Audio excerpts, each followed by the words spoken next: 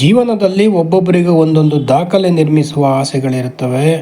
ಕೆಲವರಿಗೆ ಬದುಕಿದರೆ ಸಾಕು ಅನ್ನೋ ಆಸೆ ಇದ್ದರೆ, ಕೆಲವರಿಗೆ ಜೀವನದಲ್ಲಿ ಏನಾದರೂ ಮಾಡಬೇಕು ಅನ್ನೋ ಆಸೆ ಇರುತ್ತೆ, ಕೆಲವರಿಗೆ ದಾಖಲೆಗಳೇ ಮಾಡಬೇಕು ಅನ್ನೋ ಆಸೆ ಇರುತ್ತೆ. ಬರ್ಗ್ ಅವರಿಗೆ ಹಲವು ದಾಖಲೆಗಳು ಈಗಾಗಲೇ ಅವರು ಮಾಡಿದ್ದಾರೆ. ಅವರಿಗೆ ದಾಖಲೆ ಮಾಡುವುದೇ ಒಂದು ಹವ್ಯಾಸ. ಇತ್ತೀಚೆಗೆ ಅವರು 52 ಅಂತಸ್ತಿನ ಇಸ್ಪೇಟ್ ಎಲೆಗಳಿಂದ ಮನೆಯನ್ನು ನಿರ್ಮಿಸಿ ಅದನ್ನು ವಿಶ್ವ ದಾಖಲೆ ಮಾಡಿದ್ದಾರೆ. ಇದುವರೆಗೆ ಆ ರೀತಿ ಯಾರೂ ಮಾಡಿಲ್ಲ, ಹಾಗಾಗಿ ಇದು ವಿಶ್ವ ದಾಖಲೆ ಆಗಿದೆ.